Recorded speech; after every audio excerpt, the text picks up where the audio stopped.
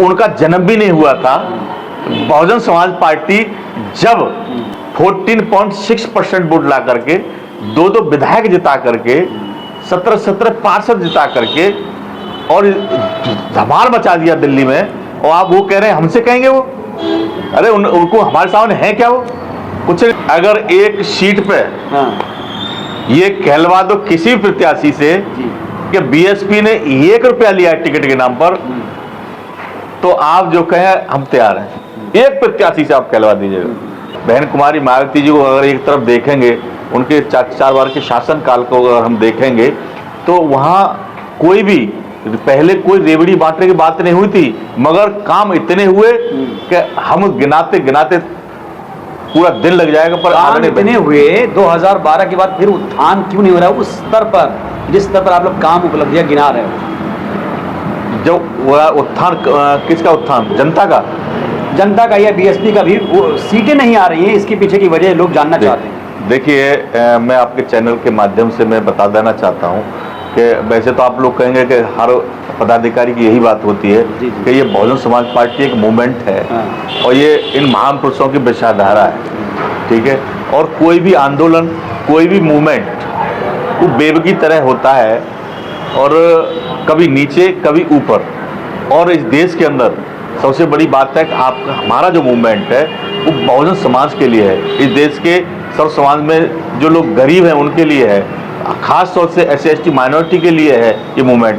तो ये जो देश बहुत जातियों का देश है, तमाम धर्मों का देश है, और ये लोग खास तौर से देश के गरीबों को दबाते रखना चाहते हैं, और जो इनकी चाहत है कि इस देश के गरीब दबते रहें। पर बीएसपी हमेशा इन लोगों को अप करना चाहती है, इनका मान सम्मान स्वाभिमान सुरक्षित रखना चाहती है, तो इसको ये इतना जल्दी नहीं आने देंगे। इसलिए साम दाम दंड भेद तमाम तरह के हथकंडे अपना करके हमारे मूवमेंट को दबाना चाहते हैं, पर ये मूवमेंट दबाने वाला बिल्कुल भी नहीं। दिल्ली में आपका प्रतिद्वंदी कौन है अभी? हमारे तो सारे विरोधी दल हमारे प्रतिद्वंदी है। हम कहें कि एक प्रतिद्वंदी हमारे तीनों जो विरोधी दल हैं, चाहे बीजेपी है, चाहे कांग्रेस है, चाहे आम आदमी पार्टी है, ये हमारे तीनों ही प्रतिद्वंदी हैं, ये विरोधी हैं हमारे। और हम तीनों से अब आज दिल्ली के अंदर चतुर्थी मुकाबला है। चतुर्थ कैसे? बहुजन समाज पार्टी जो चुनाव लड़ रही है, चतुर्थी मुकाबला है। अच्छा। अरे भाई, 3 पार्टी है तो चौथी हमारी राष्ट्रीय पार्टी बहुजन समाज पार्टी भी तो है ना। अच्छा। तो चतुर्थी मुकाबला है। खासतौर से आप कोंडली विधानसभा में देख लीजिएगा। अच्छा। आज आपको चौंकाने वाले रिजल्ट मिलेंगे कोंडली विधानसभा के अंदर। जब आप रिजल्ट की तरफ जाएंगे तो देखना कि लोगों की इतनी वो है कि इतने बाबा साहब अम्बेडकर को, जो सर्वोच्च सदन देश का है, और वहाँ भी हमारे महान पुरुष को जिन्होंने भारतीय संविधान बनाया उनको भी नहीं बख्शा उन्होंने। तो ये क्या, जब हमारे महान पुरुष को नहीं बख्शा तो ये हमारी जनता की क्या बेहतरी कर पाएंगे, उनका क्या विकास कर पाएंगे? टिकट बंटवारे को लेकर एक रिपोर्ट चल रही है, टीवी मीडिया अखबारों में भी छपी है कि आप लोगों ने जो मुस्लिम बाहुल इलाके हैं वहाँ पर दूसरे समुदाय धर्म के लोगों को टिकट दे दिया। इसके पीछे क्या वजह आप मानते हैं कि सही रिपोर्ट है ये, या कोई रणनीति? नहीं, हमारे ऐसा कुछ नहीं है। कौन सी सीट पे बताइएगा आप? अब हमारा तो जहाँ मुस्लिम बाहुल्य है और वहाँ कोई मुसलमान नहीं आ रहा, हमारे माइनॉरिटी के साथी कोई नहीं आ रहा है, वो उनका क्या रणनीति रही होगी।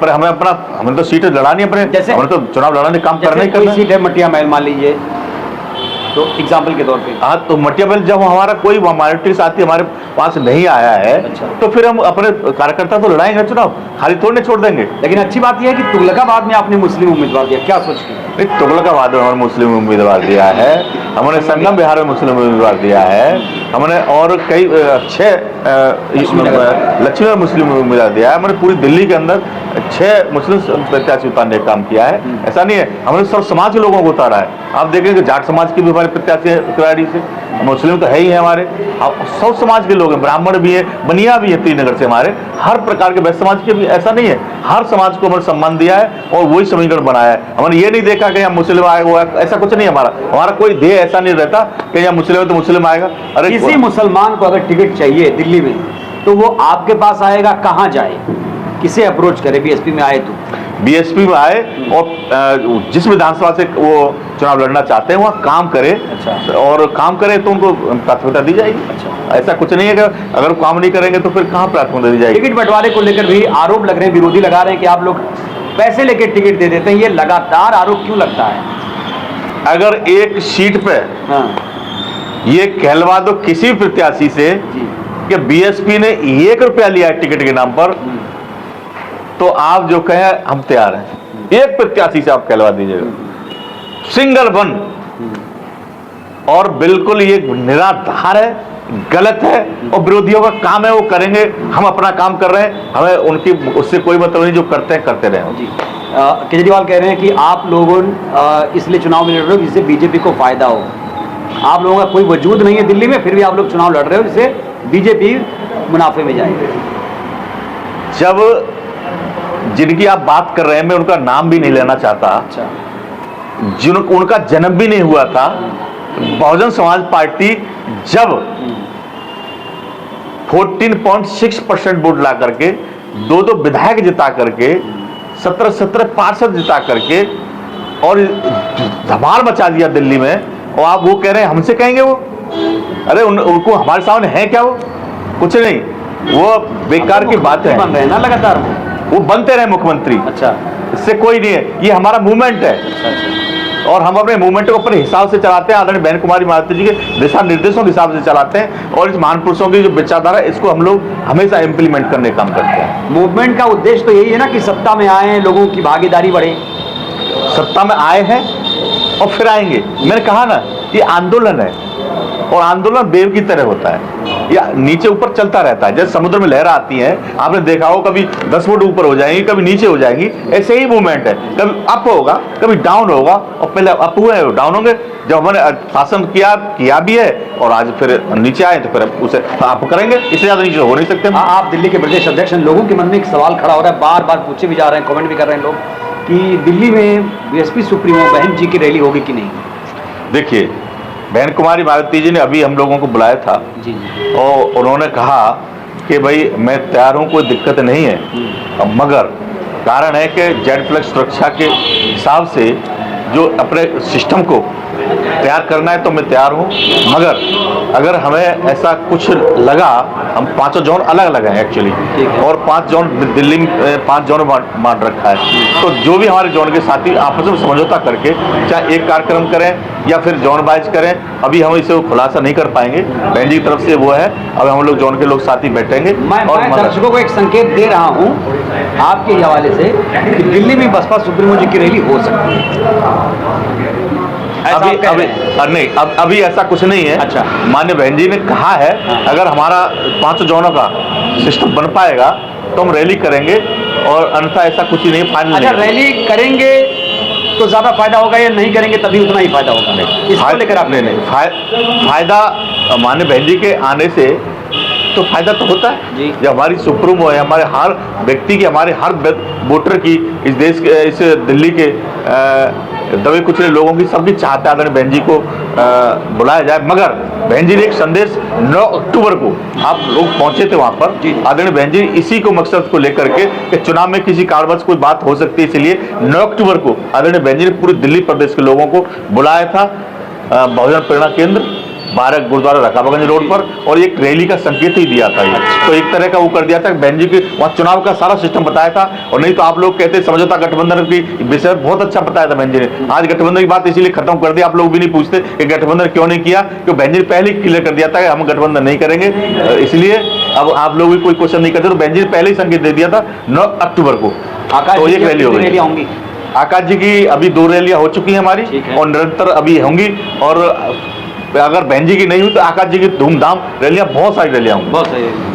अच्छा, एक आपके और प्रतिद्वंदी आ गए हैं, हो सकता है आप नाम ना लें क्योंकि आप केजरीवाल जी का भी नाम नहीं ले रहे हैं। चंद्रशेखर आजाद जी को कहाँ देखते हैं? दिल्ली में उम्मीदवार उतार दिया उन्होंने। देखिए, फिर वही बात है, अरे यहाँ के जो मनवादी व्यवस्था के जो लोग हैं, जो हमारे विरोधी दल हैं, वो तमाम तरह के हथकंडे अपनाएंगे। अच्छा। हमारे बीच में से अरे ये तो अब निकाल कर लाए, बाबा साहब अम्बेडकर के पीए को लड़ा दिया था, बाबा साहब अम्बेडकर को हराने का काम किया था कि नहीं किया था? काजोलकर को ला करके कांग्रेस पार्टी ने लड़ा दिया था बाबा साहब के सामने। तो ये तमाम तरह के वो हथकंडे अपनाते हैं और अपनाते रहेंगे, हमें इनसे कोई फर्क नहीं पड़ने वाला। और हम आपको चंद्रशेखर जी ने फोन किया, अप्रोच किया?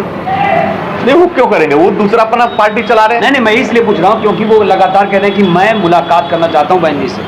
बार बार कह रहे हैं वीडियो उपलब्ध है। वो बहन जी का वो है, उसका मैं इसमें कुछ कमेंट करना नहीं चाहूँगा।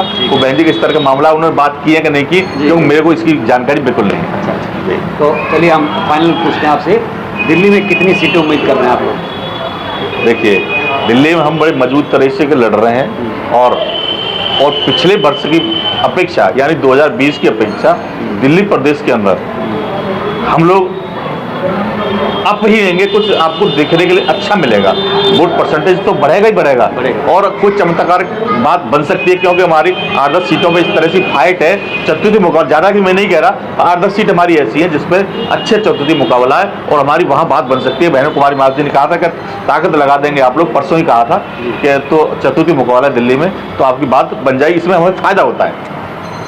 तो आपने सुना बातचीत, बहुत दिलचस्प बातचीत रही। लक्ष्मण जी हैं बीएसपी प्रदेश अध्यक्ष, बीएसपी का जो पूरा संगठन है दिल्ली में वो देखते हैं और इन्होंने साफ